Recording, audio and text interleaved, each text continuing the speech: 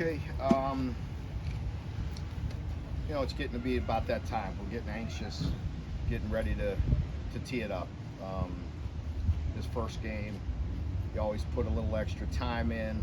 We needed it. Didn't have the best of practice on Wednesday. We felt like we had a great Tuesday practice. Came back with just an okay practice Wednesday. We had a good walkthrough today. Guys seem to be more dialed in, and we'll continue to sharpen up and get ready for this opener. Questions? Mark, you guys announced your 8 captains today. It's a lot of guys you've done the last year. What's that say kind of about your leadership on this team now that it's expanded to that point where teammates? Yeah, it is. Sometimes you wish it was a little more clear cut, in a lower number, but it was, there was a couple guys with really high numbers, and then there's a lot of guys that are very much the same, so it says a lot about continuing to develop the leadership, and we need it, and proud of those 8, and really proud of a lot more. These guys are doing some good things, so it is what it is for me. Sometimes you wish it could be just 2 or something like 4, but it is what it is. Is it different going into a year when you know very little about the opponent you're about to face? It is a little bit. It is. We've had to really be prepared for a lot of things, and that's just it. In any opener, you have to be prepared, for the unknown. People have a long time to run different plays, different formations, different fronts. I mean, that's just common, for us to try to be prepared for all things. It's a new staff with the opening game, so we have a lot of film from the history of these guys, but I would be crazy not to think that there wouldn't be some new wrinkles, so. Terry Bowden's been kind of dismissive of their chances this week. Is that, how do you take that? Gamesmanship, or? Doesn't matter to me. We're going to be prepared. That doesn't mean we're going to be perfect. I'm sure we'll make mistakes in this game, but we're going to make them going fast. How do you guys balance maybe getting all the reps that you need to with all the guys and running the plays with the new offense, and also maybe not showing everything to Missouri for the next week? Well, we won't have enough plays to run all the different wrinkles we can do. So there's always in our game, I mean, us coaches sit up here till all hours of the night all the time, drawing things up, but you are who you are, and they know that. They know the basics of what we are, and as we understand the basics of what Louisiana Monroe can do with, but with that being said, I mean, it doesn't matter to us whether they come out in 4-3 or 3-4. I mean, it doesn't matter. And offensively, I'm sure there'll be some wrinkles. Rich Rod's very creative. I have a lot of respect for him, and he'll have some good plays. There's no doubt. When you're talking about pass defense, a lot of talk about the pass rush. Does the front end have more effect on the back end, or does the back end have more effect on the front end? I asked Brad about this, and he said it's a matter of opinion. What's your opinion? Yeah, that's a good question. I was going to say good question there because, I'll give you a little history. Back in, what were my years at Miami, Tony? I don't remember, but, so my first year at Miami, I only had 3 first-rounders, right? I had Ed Reed, Philip Buchanan, and Mike Rumpf. James Lewis was this other safety. He graduated. My nickel, Marquise Fitzgerald, graduated. So the next year, the reporters were asking me, and everybody was in a panic about the secondary. And I answered, and everybody was like, "Oh, there's a young cocky son of a gun." You know what I mean? But I answered in a way like, "Don't worry about it. We'll be better." And I wasn't silly. We had the whole front back.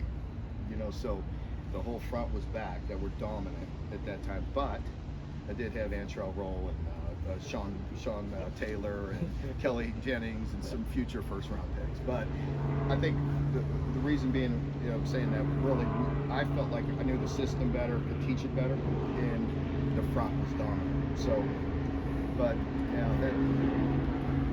all that being said, I didn't answer your question.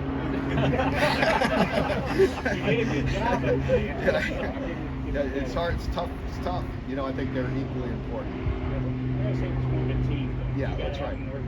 Yeah, exactly. Do you feel like this? I do. I think it's a hard answer because they're equally as important. And that's saying the same thing team-wise. Yeah.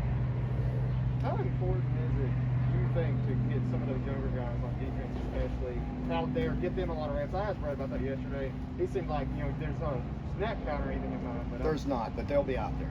They have to be. So they'll be out there, and they'll be out there when the game's on the line. You know, whenever that is. You know, so you know, we don't know how these games are going to play out.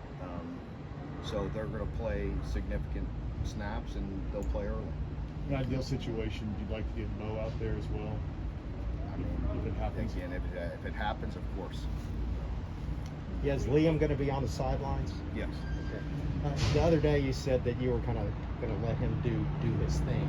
Is that still going to Oh, go? of course. I mean, that's not going to change. You know, there's going to be times. I mean, there will be times when, you know, that obviously, whatever. I mean, it's going to out Trump whatever. But I'm going to absolutely. He's going to run his offense. He's going to call the plays. I'm not going to be on there calling offensive plays. I can promise you that. There's always going to be situations where they'll come to me and say, "What are you thinking here?" You know what I mean? And there'll be communication. Those are in critical moments.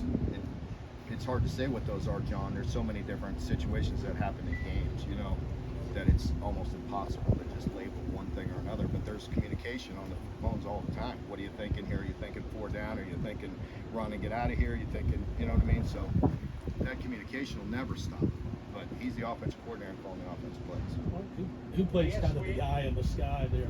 He was waiting too. We asked Liam the other day what he'll be looking for Saturday from the offense.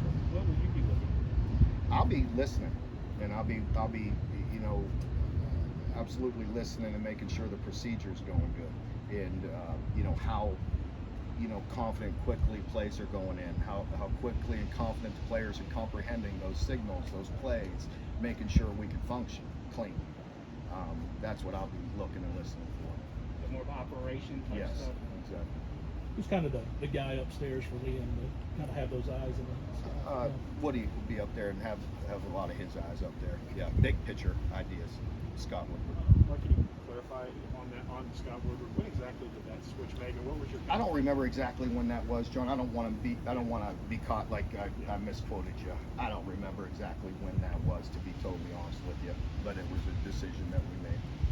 what can you tell us about the reorganization with the chief of staff position? Just you know, talking about Dan Brezowitz, I just want to say how much I appreciated the work that he's done here for a long time. He's a guy that works really around the clock, sacrifices a lot of his life to this university, and greatly appreciate Dan and the work that he did for us here. And you know, that's really all I want to say as far as the reorganization and the personnel and all that. What can you tell us about Scott Woodward? I mean, just as we've not spoken with him. Yeah. Well, I mean, Woody has some experience with Liam and with this offense, and they think a lot alike. So, again, that was the idea with the big picture ideas that can get some eyes upstairs and help in that area. Mark, I don't know if we asked earlier, I can't remember. Jones, is he progressing? Is he expected to be available? Mm-hmm. Yeah, he's been out there practicing. Yeah, so he should be good. Anyone else? Josh Paschal, Mhm. 3-time captain. I mean, just Yeah. how impressive is that? Yeah, thanks for bringing that up.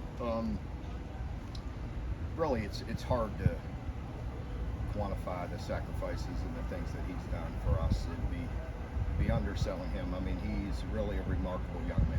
He really is. And it's been that way. I've told you that. You know, we've talked about it. I remember recruiting him. I remember when we had talked about him in the recruiting press conference about how matter of fact he was. That was the words I was using. Was he was just what he says he does. And you don't always see that from young people or anybody. And Josh is really an amazing human being. He really is. Just prepares every day to the best of his ability. Works at practice to the best of his ability. Goes as hard as he can. He truly empties his tank every day. And you know, if there's any one thing, there's times when his rehab and all that, like slow down. You know, just let your body heal. And you know, I got to make sure that's a good point. I better keep my eye on him between now and Saturday to try to get some extra work. So that's just how it is. You know, he's just an amazing human being. He really is. Mark, J.J. Weaver said he got a little wager with Jordan right about who's gonna get the first sack. Doesn't mean he's gonna start. You can't. I'm not going to tell you all that, Lonnie, but Well, I mean, J Dub might have an advantage there. So, all right. All right. Thanks. All right, let's go.